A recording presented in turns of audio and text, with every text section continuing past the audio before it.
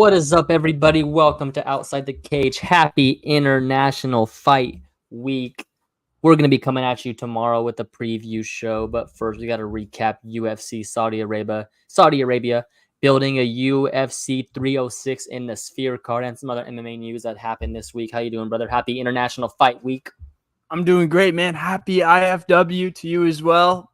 It was tough not being on last week. Apologize to all you guys, probably one or two of you guys that were waiting for it. Life got busy. We just couldn't match up at the same time. Summer league, other things be going on, work.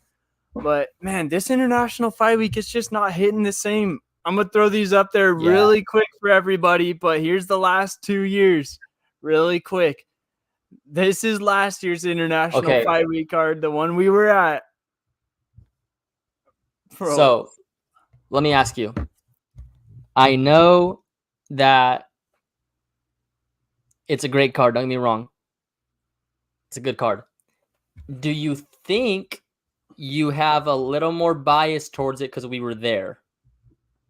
Now, don't get me wrong. I think if we stayed home and sat home and watched the card, this card's still better, and the fights were really good. But you just can't. That's true. You can't duplicate the nostalgia of, like we talk about all the time. Like, being there is different. So being there for this card, for everything that we were there for, Vegas, it was just a great week to be in Vegas, a great time to be in Vegas. Like, the nostalgia of it obviously meant something, and it lived up to it. I think if obviously it was cool being there, but if the fight sucked, we'd come back and say, well, the fight sucked.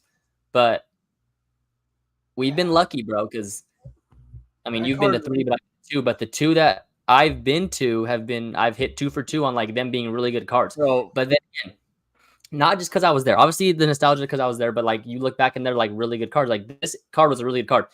Obviously the Bo Nickel and Val Woodburn story, him coming in on short notice. Obviously, Bo Nickel's big knockout. Turner and Hooker, Fight of the Year candidate. Dricus beating Whitaker as a huge underdog.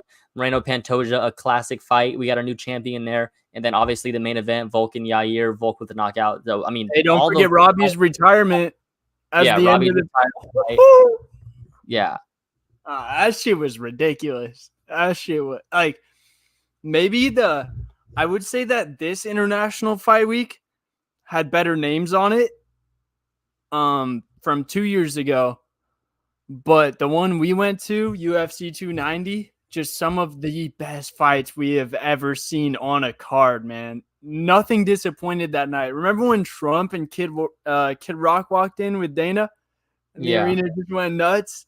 And then Izzy going in the octagon, calling out Dricus. We're finally going to get to see that resolved at UFC 305. But, man, it sucks because I don't want to say Conor McGregor killed International Fight Week, but in a way he did. Because if this was a McGregor Fight Week, we would have the same amount of hype that we had a year ago and 2 years ago for International Fight Week.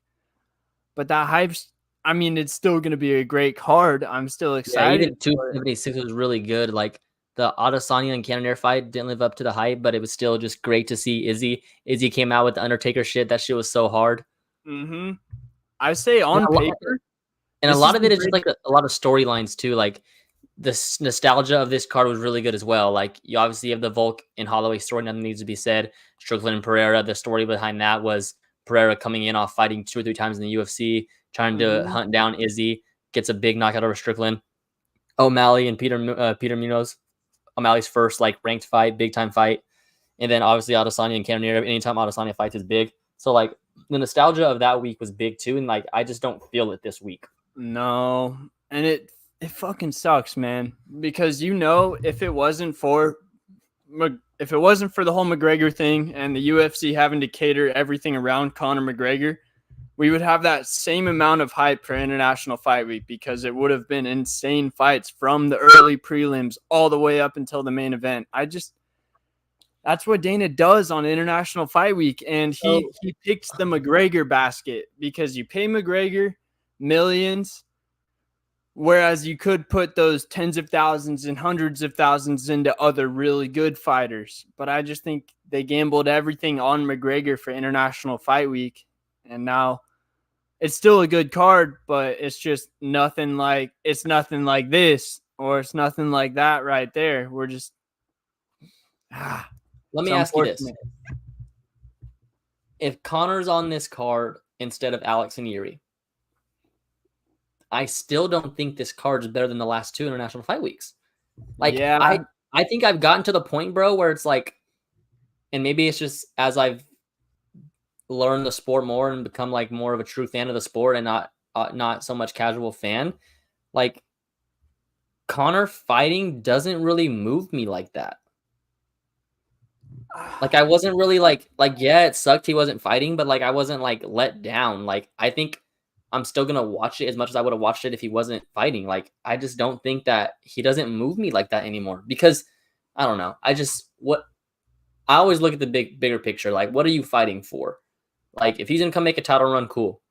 But like he fights and we're not gonna hear from him again, and then it's just I'm just over it. I'm over it. So like it doesn't move me. Like, yes, seeing him fight's cool. Obviously, it brings a lot of attention to the sport. I love that.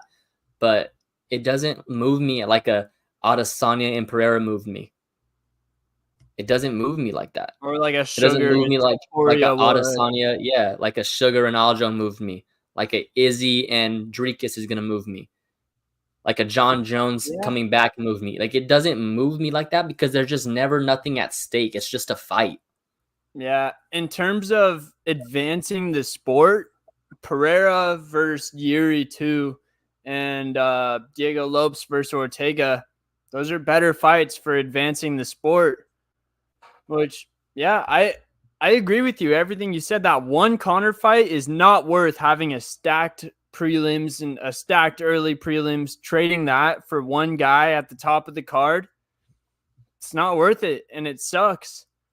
But it's true. So if you're in the UFC headquarters, would you move Connor off of, like, he's still gonna headline a pay-per-view, but do you maybe put him on Yeah. one of the lower ones, not International Fight Week or the Sphere? You know how there's those pay-per-views that kind of stick out? Yeah. I mean, I don't want to say like you just completely disrespect him or anything like that, but like I think you look at it like I don't think you could allow an international fight week for him. And I do think that there needs to be like if this Pereira and Yuri fight was on the Connor card, that would have been fine. But then also like you can't make a title fight, not the main event. So it's tough. It's tough with Connor because he has to main event. He has to be the guy. I'm not disagreeing with that. Every fight he needs is in should be the main event and should be the headline of pay-per-view. But it's just like you said, they can't stack the card because of the money. And then you can't put a title fight on there because they have to be the main event if it's a title fight. Until someone's fine with changing that rule, I mean, why does he have to headline International Fight Week? Obviously, it sounds cool. It would have been a great story. The timeline that worked out, there really wasn't a title fight that needed to take place during this time, so it worked out. But no, I mean, I still think he's worthy and deserving of, like, the reason we have all this is because of Conor McGregor. The reason me and you were here talking is because of Conor McGregor. The reason why they're able to sell out the Sphere, sell out T-Mobile, have UFC 300, have Sean O'Malley, have guys like this is because of Conor McGregor. So I don't want to take anything away from that. I'm just speaking of right now in this time. I just feel that I don't think he's a detriment to the sport. But you look at the situation we're in now, all the money people spent on this card thinking they're going to see Conor McGregor, and then he's not here. It just lets everybody down. Yeah. Oh, man, you just spit some fucking facts right there. Oh my goodness. Because say the UFC right now, it's a really fast boat that's dragging along in the ocean. It's moving along. And then there's this McGregor thing just kind of dragging it, slowing it down a tiny bit. And there's all these people attached to it, just kind of relying on McGregor as their UFC link. So these people that buy the pay-per-view just for McGregor, or buy those tickets for McGregor, then McGregor drops out. That's all they're going to think of the UFC. They're going to be like, they let me down. They're not going to see it for what we see it as, the great fights, the crazy stories, the underdogs, the no names on the prelims that come up out of nowhere. Damn, dude. Yeah, it's just, I don't want to say we got to let Connor go, but I think he's almost got to win us back in a way. Because I would say in most pay-per-view cards that don't include Conor McGregor, there's always obviously the main event, but the co-main is always really good. So like the co-main's always really good to where like if something happens with the main fight, the co-main can still hold it for a fill-in. Everyone would understand that. Like that's cool. Sometimes we have multiple weekends where there's 2 title fights. They could fill in. That's fine. But you put all this on Conor, like you said, you don't stack the card because you can't financially. You can't put a title fight there because Conor has to main event. So you're obviously he hasn't pulled out a lot of fights in his career, but like you put him on a card, he pulls out. Now your co-main's not gonna sell pay-per-view money. Mm-hmm. It's just kind of like gambling a lot into that Conor basket that you don't have to gamble into the Volk basket or another guy that's going to do the same thing and has a higher spot in the sport. Yeah.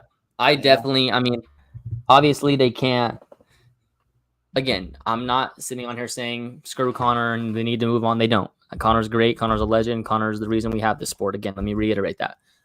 But I would have went Chandler and Volk this weekend. But it's like I don't know what that does though. For what? Like Volk's a title fighter at this point. I feel like Chandler's more the Volk. Yeah, at least for one more. He definitely gets the title shot next. He has to. He hasn't. Why does he get the title shot next? He lost he defended the featherweight belt 4 or 5 times, loses it once, and he doesn't get I think his next fight has to be for the title. Like really?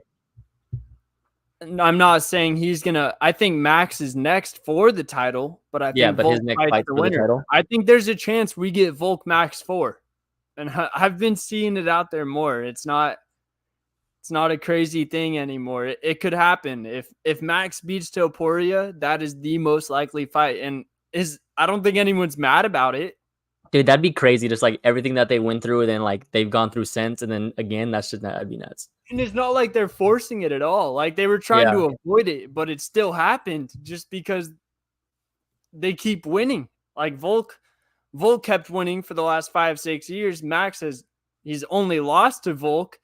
And I hope Max beats Ilya so bad. That would make up for everything, man. Yeah, to see him have that title one more time.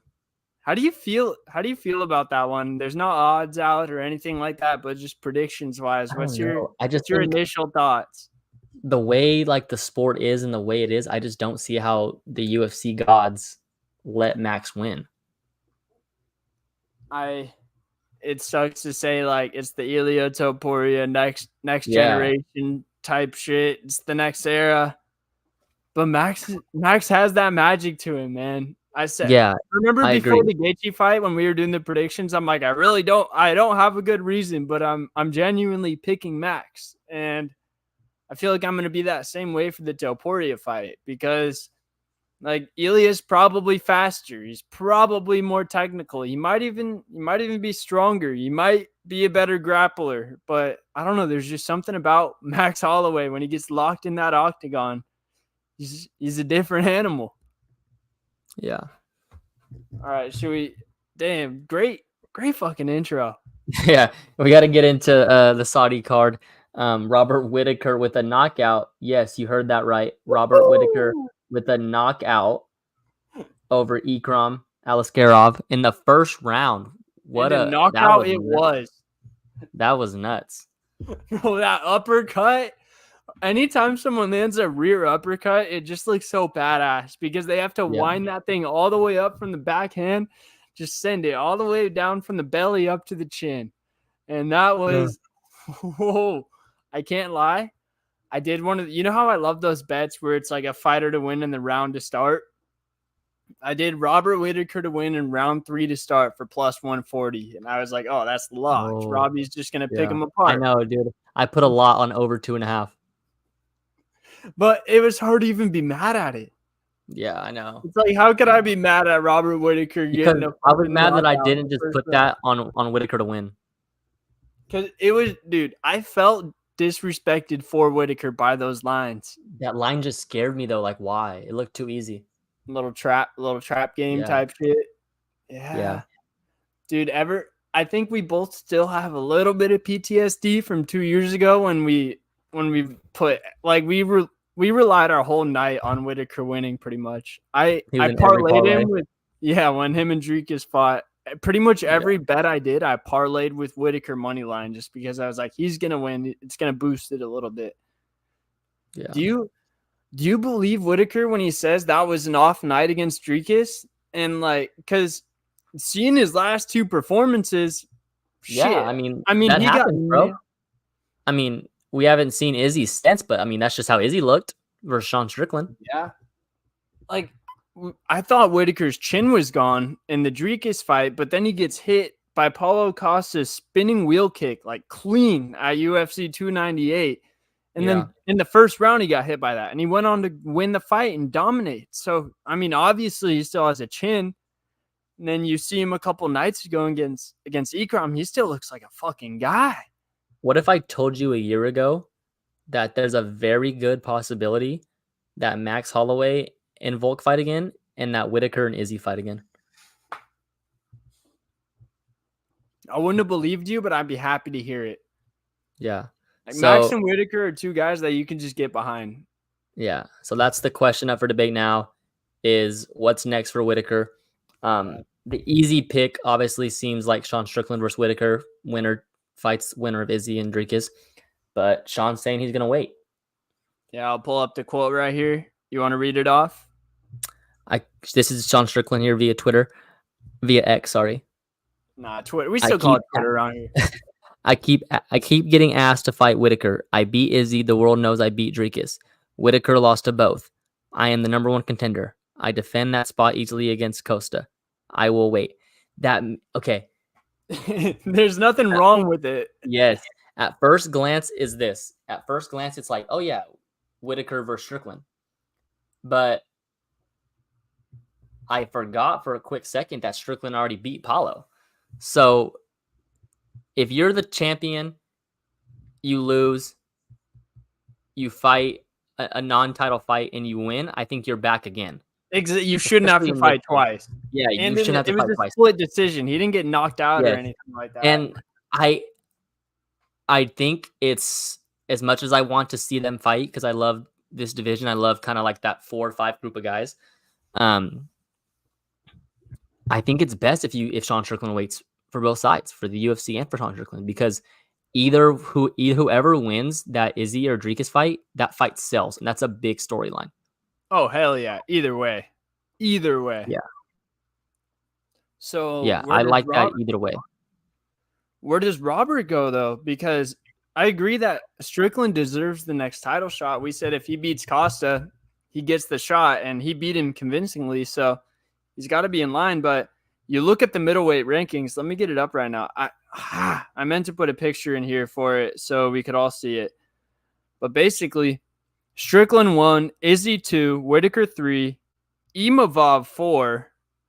I mean, that's a possibility, but that's basically like fighting. Okay, so like fighting Ikram again for Whitaker. Let me see if in a crazy world, I don't think this happens, but let's say in a crazy world, I'm trying to think. Dricus beats Izzy. See, but here's the thing with Whitaker is if they give Sean Strickland the next title shot, obviously after the Izzy and Dricus fight, whoever Sean Strickland fights, if he fights Izzy again and wins, you go third fight. You have to. If he fights Strickland 2-0? No, if Izzy beats Strickland. Oh, yeah. Yeah. You do that again. But if Strickland beats Dricus, you do that again too. So it's a weird spot for Rob to be in. Really weird, bro. It's tough for him. Right. I don't think Whitaker has the right to be calling for the title because he lost to Dricus, and Izzy. Yeah. And Strickland's not in the title fight right now. Yeah. So, he has I think if you're Dricus, you have a right to call for the Strickland fight, but you're also not mad if it goes to, like, Strickland has a reason for why he's next. I mean, you can try and do the Hamzat and Whitaker fight again. What about, again, and I think this only matters if Dricus wins again. Mm-hmm. Or if Dricus wins, like, reclaims his title. What about Whitaker and Kamaru? Ooh, I just don't know. Is Kamaru? I've heard he's staying at welterweight, but I feel like there's more for him at middleweight right now because he's not really Yeah. going to get another Leon fight. And Dude, I wish and obviously Hamzat won it fair and square, but I wish knowing what we know now, I wish Kamaru would have won that Hamzat fight. if it was a 5-rounder, Kamaru would have beat him. If it was Yeah. a 5-rounder, man. The fact that Yeah. Kamaru took it on 10 days notice.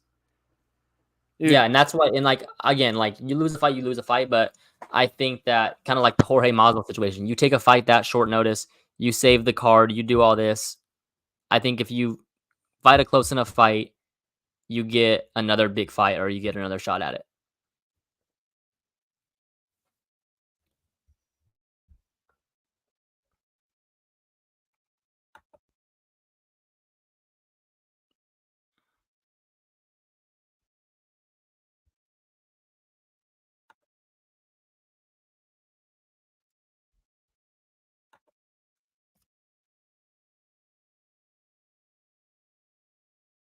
I think you went mute on me, brother.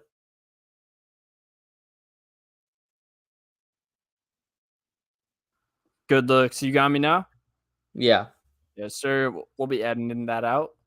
But basically, it's kind of tough for Kamaru at welterweight right now because a lot of the guys at the top of those rankings are just young killers where he would be fighting down, which is ideally not what someone in his spot wants to be doing because he kind of deserves those Dustin Poirier type big money fights at this point. But if you want to go for the title, you're going to have to get through a Shavkat or a JDM. I feel like Shavkat and JDM, those are the two that stick out to me at welterweight.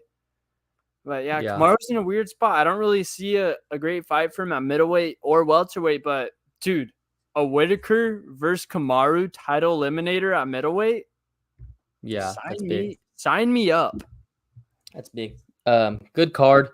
Volkov beat Sergey, goes to a unanimous decision. Seeing Sergey go past the first round was definitely strange. I actually had the over there. I don't know why. I saw something earlier this week. I had the over. I was big on that. I didn't have it. I didn't have enough balls to go to distance, but I did have the over on that, so I hit on that. Gaslam, good win over D-Rod. Shara Magomedov got the knockout round 3. Yep. What do you like for him next? I got a couple notes for Shara Magomedov. It's a tough one because he can't fight in America, so you can't really put him on any pay-per-views or anything like that. I saw Michel Pereira. Whoa. And I was like, bro, that fight, you could put that third on a pay-per-view. And everyone, honestly, even if that if that was a co-main to a Conor card, obviously they're not big names, but no one's mad about that. That's a top 10 most entertaining fight in the UFC right now is Shara the Bullet Magomedov versus Michel Pereira. But I've got to say that cage grab, I was not a fan. I put a little bit of money on Tricoli just because I thought Magomedov's grappling is not good enough for him to be a minus 750 favorite right now in the UFC. And it almost happened, but he grabbed the cage, didn't get a point taken, which I really thought he should have, but he didn't. And then a note on Kelvin Gastelum. I had over 1.5 there, plus 120. I was like, I don't think Shara can finish this guy early. Nah, he's a great striker. Top 5 striker in the middleweight division, but his grappling is very, very bad. He's not like Izzy by any means. Like Izzy is so good because no one can take him down. His takedown defense is top tier as well. Like what I think it was either the Viper or the Professor a while ago. We were talking about best wrestler. You can't say he's not a good wrestler because he doesn't get taken down. They said he was one of the best in the UFC, right? When we were talking about it. He's like, you can't say he's not a grappler just because he doesn't engage in the grappling, but he doesn't get taken down. So yeah, it means he wins all the grappling exchanges where he could keep it on his feet. I had a note about Kelvin Gastelum. He's a fat fuck. He needs to either go back to middle. He just needs to go back to middleweight. Plain and simple. Yeah. It's crazy. He missed weight so bad that they just changed it to a middleweight fight. And Daniel Rodriguez was pissed about it because he cut weight all the way to 170. And then imagine finding out that the guy you're fighting, Yeah. another Getting top level tougher at guy, all. just isn't cutting weight at all. And it's Yeah. like, oh, we're just gonna fight at 185 now. Sorry. And it kind of showed later in the fight. Gastelum just laid on him. It was 1-1 going into maybe two, or maybe Kelvin was up 2-0, but it was close-ish going into the third round. Kelvin just lays on him using that big old belly. It was tough. And I have a question about Sergey Pavlovich for you. Is he another Derek Lewis? Did Tom Aspinall turn him into another Derek Lewis? I just think he's had bad matchups. I think Tom Aspinall's one of the greats. Yeah. And then I just think no one's ever really. I mean, people have finished Volkov, but he's a tough finish. He's a problem at that division. Like, you got to be really good to beat him. Yeah, so I don't. Maybe I need to see one or two more fights, but I'm not ready to say that just yet. People were saying he was the white Francis Ngannou, and he's definitely not that anymore because Francis would just walk through anything. Yeah. Never saw Francis not walk through something besides, I guess, the first Stipe fight. But even then, like, Stipe had to take But him down. this could be the turning point for him. Like, he looks so bad after the first round, so it's like he's never been outside of that. So it's like, all right, like you're either gonna like fix it or you're just gonna be like a Derek Lewis and you're gonna go balls to the wall and you're gonna win or you're gonna lose. I always think, like, imagine if Coach Tim got his hands on a Sergey. Yeah. I feel like, man, I want to. Sergey, I think he's at American Top Team, which is obviously an elite gym. But dude, I feel like with that type of crazy power, you can do something insane with that. Yeah. All right, and we said a quick episode tonight. My bad, we've been dragging it out, but we'll hop over to the next one. UFC Saudi Arabia, great debut. Also, the fight guy, the Arabian, I don't remember his name, but he's the one doing all the boxing stuff. He's making big moves. I think he's gonna try to like bully the UFC out of MMA eventually, to be honest. He's kind of on that world domination type shit. He's the one making all the big boxing fights where you just see big names put against each other starting to creep into America.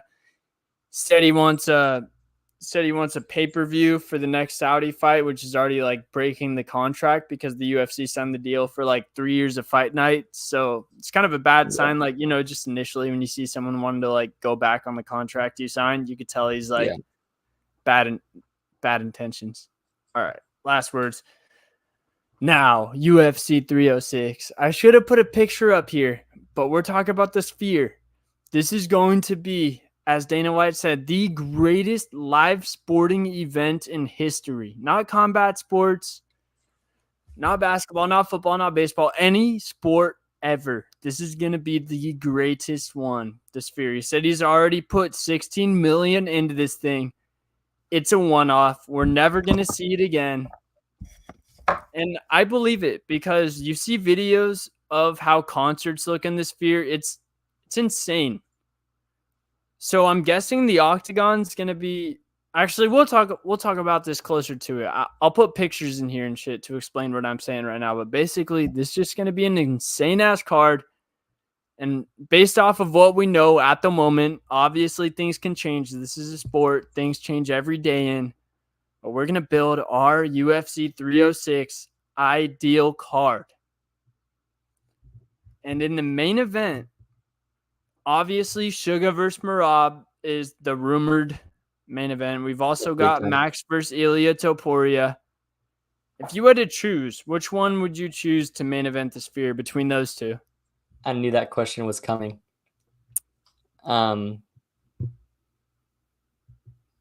Has to be Max and Ilya. You got to go the heavier. You got to go the heavier weight. You got to go the more historic weight class. Max is a legend. Ilya's on the come up. It's got to be that. I was gonna say we're the biggest Suga fan. Like, some would probably say we're Suga dick riders, but I would say Max and Topuria as well because both sides of that fight are ridiculous. Suga's carrying Suga versus Marab. In terms of like the fight itself, yes, Marab's entertaining outside the cage. He's cool in press conferences. It'll be funny in the countdowns and embedded. But the fight fans, you tell me you're getting Max Holloway versus Ilia Topuria. That's a little bit. It's a little bit more enticing than Suga versus Marab, because Suga versus Marab. It's interesting. It's going to be striker versus grappler. It's going to be, can Suga stay on the feet and piece Marab up, or can Marab get him down? But Max and Ilia, that's just ridiculous. You've got the best boxer in the UFC versus the fucking next generation best boxer in the UFC. Yeah, so, I agree. So for ideal UFC 306 main card, it hurts to say, but we'll throw Max and Ilia as the main card. I'll make a graphic of this and I'll post it on our socials. I was gonna do it before we got on here, but we hadn't gotten all the details out yet. But we'll go Max Ilia main card. We did hear reports that they might be in Salt Lake City. Max Holloway, Ilia Topuria in the October card. We've gotten bet on a head kick knockout, because the last two Salt Lake City cards, it was Leon Edwards versus Kamaru Usman and Justin Gaethje versus Dustin Poirier. So I don't know if the Mormons got some dirt on the UFC or something, but they've been getting some really good fights. Yeah. So realistically, it'll be Suga versus Marab headlining UFC 306, but the outside the cage perfect card, we've got Max and Ilia on there. And for the co-main, it's not really our choice. Kind of got predetermined. Alexa Grasso versus Valentina Shevchenko. I'm not mad at it. I think it's one of the... If it's the third fight, it's really good. Has to be. Is this the best girl fight you can make, though, right now? Is Amanda Nunes coming back? Ooh, Amanda versus Kayla. That's the one, right? Yeah, that's the one. That's one more fight for Kayla. Yeah. One more fight for Kayla. One more fight for Amanda. You know the move? Get Kayla on a big pay-per-view, maybe like third or fourth fight. She wins. Have Amanda in the crowd. Kayla calls out Amanda. Call her out. Maybe Amanda comes in the octagon like Suga and Aljo did, and then get that fight set up. That's the biggest women's fight in the last, probably since like Ronda versus whoever she fought, whichever the last one was the biggest for her. Yeah. So main event, Max versus Ilia, co-main, Valentina versus Grasso. Unfortunately, who you got as a winner for that? Valentina versus Grasso. I believe Grasso has one win and there's one draw in the series. So kind of a weird one. I'll go Valentina. Yeah? Yeah. Damn. I don't know. Mexican Independence Day. Yeah. Mexican Independence Day in the Sphere. I don't know. But I think Valentina. I don't think age matters as much for the woman, because they're not knocking each other out anyway. And then third fight, big one, like you said, matters a lot.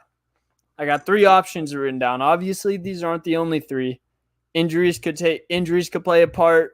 So for the first one, I had Colby Covington versus Gilbert Burns. And I'm going to read them all off before you give me your choice. For the second one, I had Shavkat Rakhmonov versus Jack Della Maddalena. And I believe this is the one to make, but we don't know if Jack's healthy yet. I didn't look at his timetable. I know he had surgery for the broken arm at UFC 299, but I would hope he could get back. Then for the third option, we had Money Moicano versus Beneil Dariush. So Colby versus Gilbert, Shavkat versus JDM, or Moicano versus Beneil. Which one you got? I'm going to go Shavkat and JDM because I think it has higher stakes than all those 3 fights listed. Those are like two potential future champs right there. Yeah. When you name that fight. Can we get Yasmin Howergy on that card, please? Hello. I bet you she's on the pre's or early pre's. I bet you she's on. No, she's got it, dude. Mexico loves her. She won at UFC Mexico. So yeah. I think her getting knocked out though, it changed up her fighting style. She might win more fights because of it, but she's not going to. Are they going to have a Mexican Independence card without Brandon Moreno on there? He's on a hiatus. That's what they say. But I've been hearing Brandon Moreno versus Henry Cejudo could be a Oh, possibility. we gotta have Moreno or Yair on the card. I think Yeah, because they're like the two that have that brought shit Mexican MMA into this next era. that shit was electric in there for those two in Vegas. I International Fight Week forgot, last year. bro. I remember Yair's walkout was especially cold. I Yeah, don't know what song it was, just like yeah. oh, but But yeah, we need Pantoja. to find something from Moreno or Yair on that card. Yeah, I know you had a little suggestion for Yair. That could be the third fight. Yeah, Yair. So if Diego Lopes gets out of this fight with minimal damage, which he could, because Ortega, he's shown to get whooped in the first round. yeah. But yeah, I could see Diego Lopes beating Ortega quick and Ortega versus Yair. And then the fourth fight, you spit this one out. Dominic Reyes on the card, road to the top. And then I threw out a little Carlos Ulberg. Since he's off of UFC 303, that was the original fight way back in the day for a fight night, like either late last year or early this year. So why not match them up? They both already agreed to fight each other. Why not in the Sphere? I like Who it. says no? Not me. And then Raul Rosas has got to open the card. I don't know against who. It's tough. It's tough with Raul because we Bro, can't I give almost him. like, as much as I hate to say it, just like give him whoever and just like as long as I'm a wrestler and just let him win. Because I'm not gonna say he's not relevant for another like 2-3 years, but we know he's not gonna make his title push for another 2-3 years at bantamweight. There's just too many big dogs in that yard right now. Just give him someone who doesn't know how to wrestle and just let him celebrate and win on Mexican Independence Day. Come on. All right. So for the main card, got Max versus Ilya headlining, Valentina versus Alexa Grasso co-main, Jack De La Maddalena versus Shavkat Rakhmonov for the third fight. Fourth fight, Dominic Reyes versus Carlos Ulberg. And then we'll go Raul Rosas Jr. versus Brad Katona. Or I guess Brad knows how to wrestle. Brad would be a tough test, but anyway. Yeah. And then I'm not gonna lie, They'll probably be the Ultimate Fighter title fights on there too. Oh, I like that. Yup. I've got to piss like a racehorse. I'm not gonna lie, but hey, I might just go right now. 0 people on. I'll edit it. All right.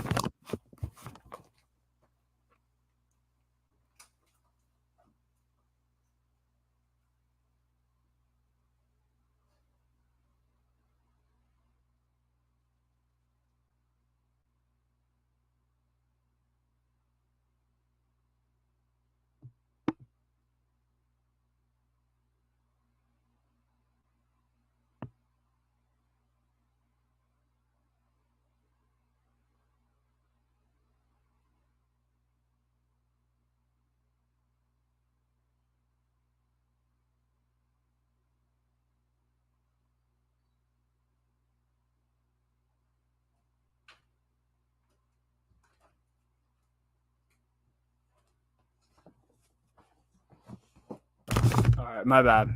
I was in trouble. But all right. Apologies to all. Menus. Yeah, well, it's just like the Zoom days, just us. Back. But I got a good. All right. Other MMA news. We're transitioning. We built the perfect card. I want to get your thoughts on this, Dimes. I'm gonna read this off. It's a quote from Big Poetan about maybe the greatest rivalry in combat sports. I've been watching videos. I've been getting sold. It might be the greatest rivalry in combat sports. So, Alex Ferreira, I'm gonna guess his translator said this, but someone asked him about going back to middleweight to fight Izzy if he beat Dricus. He said, "No, I wouldn't go back to middleweight to face Israel Adesanya. I don't even think I can make 185 pounds anymore. Plus, I feel super motivated at light heavyweight. if there were talks about another match with him, it would have to be at light heavyweight. So, is there a chance that we see these two in the octagon again? Because they're 1-1 in the octagon. Say Izzy beats Dricus, beats Strickland. There's no one left for him at middleweight after that. Maybe Hamzat, but that's not looking super likely right now. Why not? Retirement fight for both of them. Nah, I think that story's in the past. It was a great rivalry. I think the later it goes, they're obviously older. They're not getting any younger. I think if Izzy beats Dricus and then beats Sean Strickland, I think Izzy's done. You always do keep it real. I was hoping for something better right there, but and yeah, there's no chance of it ever happening in middleweight. That's dead. If it does happen again, it'd have to be a light heavyweight. But like Izzy wants that double champ status. You know, he's a fan of the sport. He loves MMA. He sees the double champ. It was a bad matchup at 85. It's a worse matchup at 205.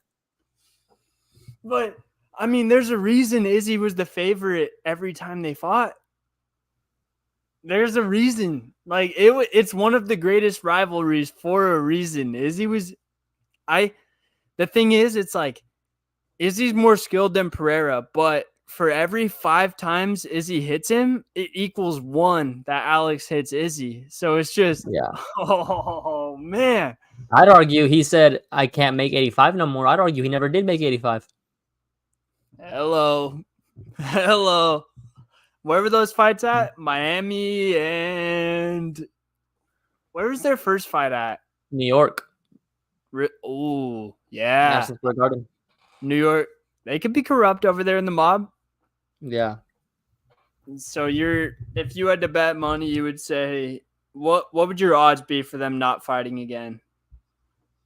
Oh, it's a huge favor if they don't fight again. Like minus 800?